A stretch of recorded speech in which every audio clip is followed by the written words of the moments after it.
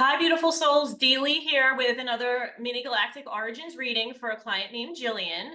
Before I started her astrology reading, I connected with a shamanic journey to pick up any intuitive insight on her origins. When I was in the shamanic journey, I was taken to this place that I saw this structure, building. I guess it was kind of indoor and outdoor at the same time, that was these white pristine long hall corridors in this dark like atmosphere outer space sky, and I felt there was a really big importance to the beings that were there. I saw these beautiful large bluish whitish skinned beings with wings.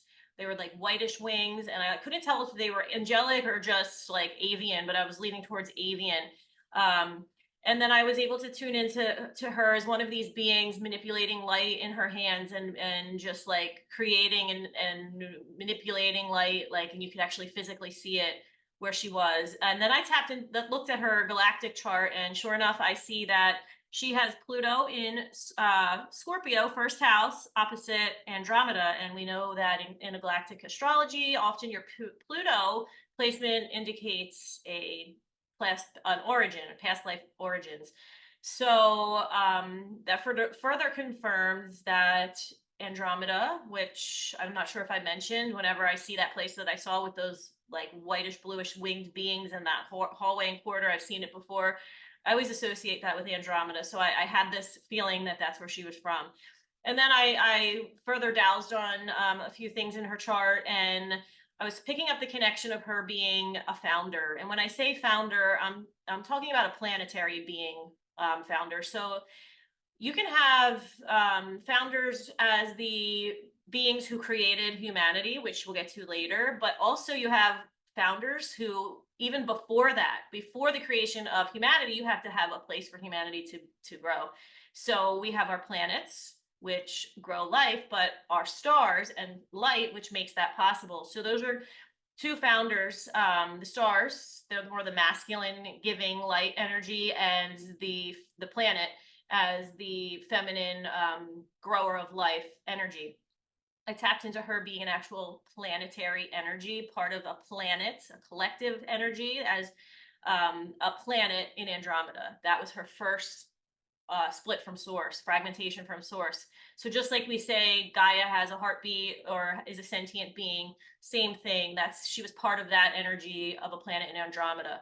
And I was also connecting into her importance here. It was like she was this very important presence, and part of the Andromedan Council of Light. I was getting the Zenite. I'm not sure if I'm saying that right, but they're highly evolved. That was coming to me in the shamanic journey. They're a highly evolved collective of beings from Andromeda. And this group of beings is quoted in several sources, and it came to me again. So it really was profound to see this come through for her. Then she moves on with her Neptune placement in Capricorn, second house, conjunct Lyra, Vega. So her next stop is Vega. And we know Vega is in the Lyran constellation, and Lyra is known to be the birthplace of humanity in this part of the galaxy. So I'm sensing that while she's this planetary body in Andromeda, she's at the same time part of this council of light, or a light being that's starting to form humanity as we know it in 3D in the Lyran constellation. And she specifically starts to take on a 3D form further down the line. I'm doing a really quick timeline here, as a Vegan. So we know the story that the original Lyrans were more masculine in their approach to evolution. They wanted to conquer, explore, expand, go out and go after what they wanted. And the Vegans became an offshoot of the original Lyran race, who wanted to go within in a more feminine way, what they considered more feminine, to meditate, evolve through self-reflection. And the funny thing is in their pursuit to do this, they ended up pushing some of their spiritual views on others, or thinking their way was the right way. And that's how they started to actually take on more masculine way of doing things instead of that original feminine flow, receptive energy. And with her Neptune in the second house Capricorn, you have Neptune, which is like this lofty, expansive, visionary planet, and Capricorn, which tends to restrict or limit. So we see how her spiritual views somehow are limited or restrictive, and some sort of perhaps karmic cycle is created with this. Next, she has a connection to also with Neptune to Sirius A.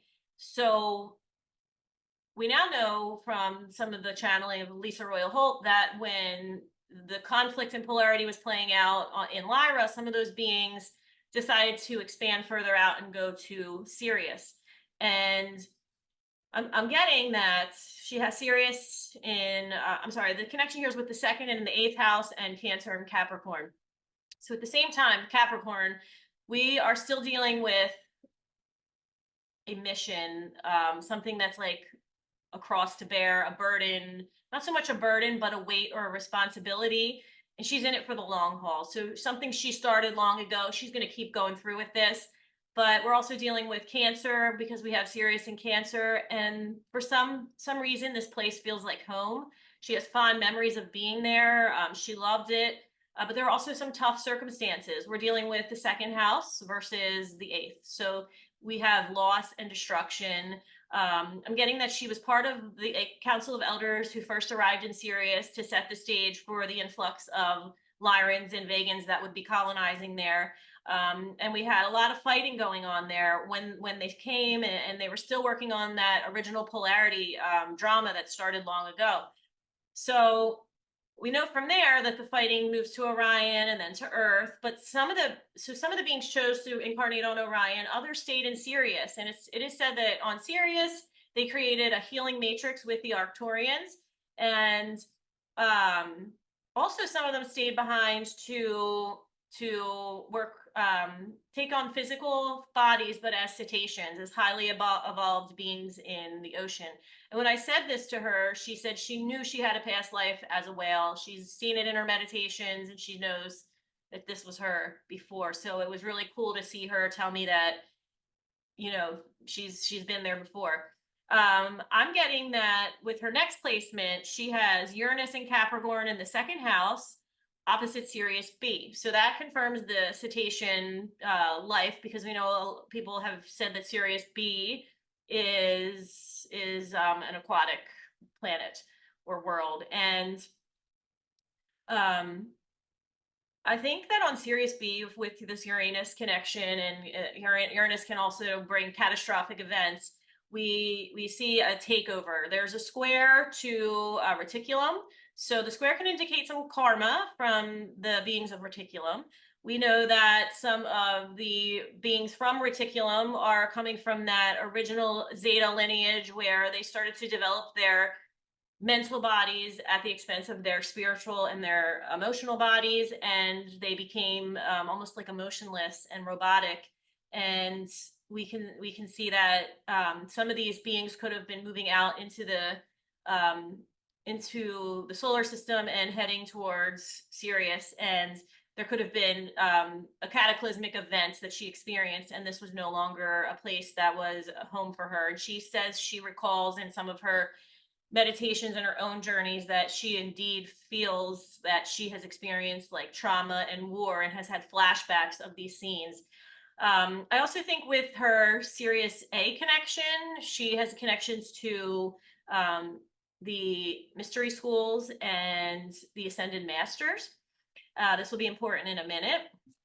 But as she moves on, her next placement I tap into is Saturn in Capricorn, second house, conjunct Lyra, and also Jupiter in Cancer, ninth house, opposite Lyra. So we can see Lyra is significant. And we know that Saturn and Jupiter oftentimes will represent a lifetime during the lost lands of Earth, like Atlantis and Lemuria. When I tuned into her chart, I got that she was coming here before that. She was one of the first beings, perhaps a vegan being, to come to planet Earth and test out the waters before the dinosaurs were here, before anyone was here.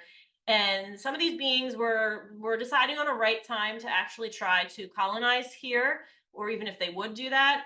And then they were here in and out doing experiments, genetic experiments, messing with like primitive Earth reptiles and primate DNA and incorporating it with their own. And they kind of were known to create. Some say they created their own different races that have further moved on to other planets out in the galaxy. But what I'm getting here with Saturn is a karmic connection during the time of specifically Atlantis, especially when I tap into her nodes with Leo in the South Node. Also, Leo in the South Node, which I'll get to more in a minute, is a lot about being someone really important in a past life. Others saw you as a leader. You were almost worshipped as a god or a goddess.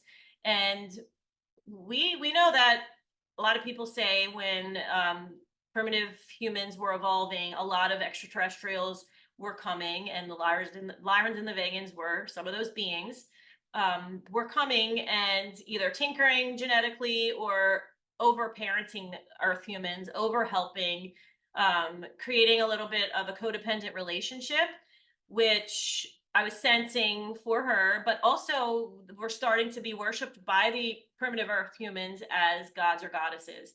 And she tells me, even in her own meditations, she's very intuitive. She has seen herself on Earth eons ago as being worshipped overly. Like she had a connection to Cleopatra, she thinks, but I even think it's before that. She was actually considered a god or a goddess, but she was really just an extraterrestrial being who was highly evolved compared to the Earth humans at the time. So when some of these beings left Earth, the Earth humans were shattered. They felt lost, like their gods have left them. So that created a bit of karma, not only for tinkering with their evolution, but also that codependent relationship. So she has more connections there than moving on to Mars and Andromeda. It just confirms again how much importance we can see coming from the Andromedan constellation.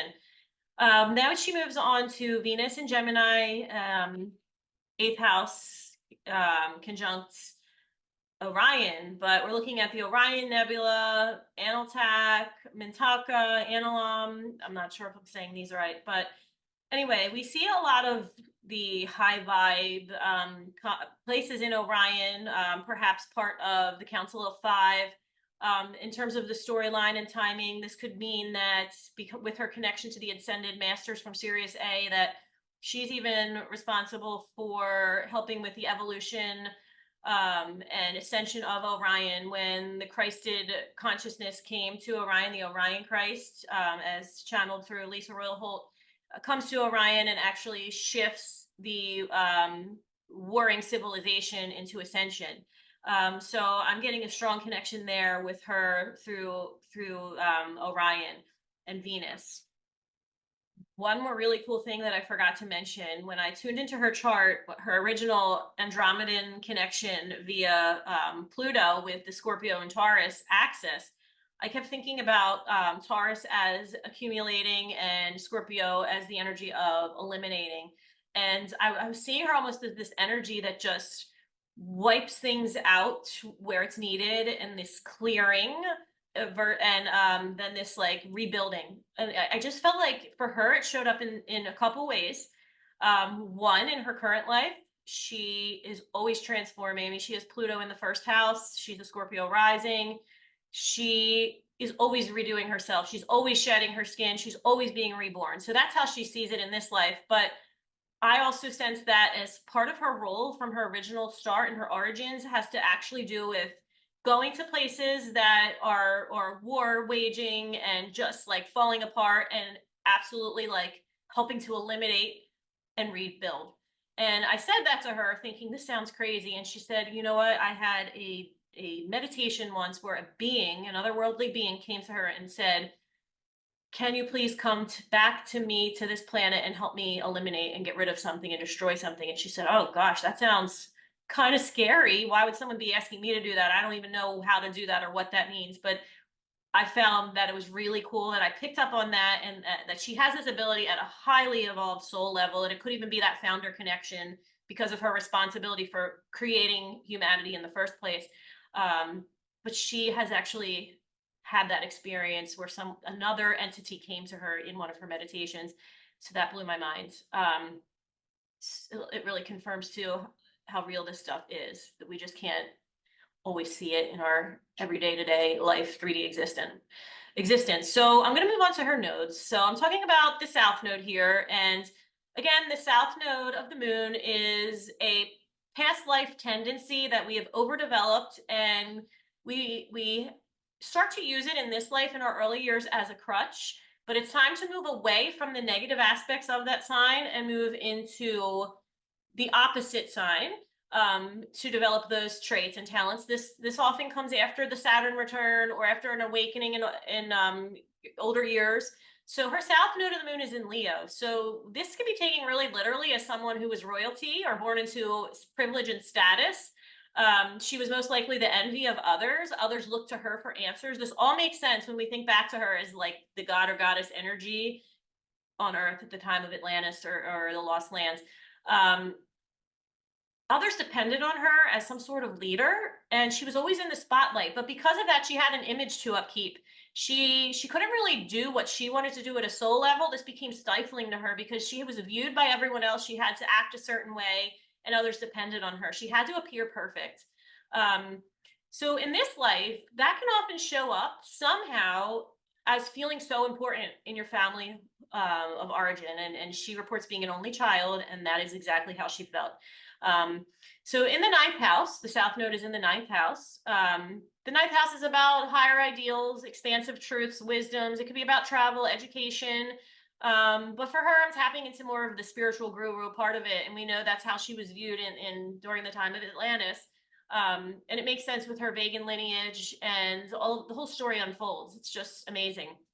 So we're talking about the ninth house as being too restrictive or something that she wants to move away from in a certain aspect of that house. So moving away from, her view or her spiritual vision as being the right way or the only way.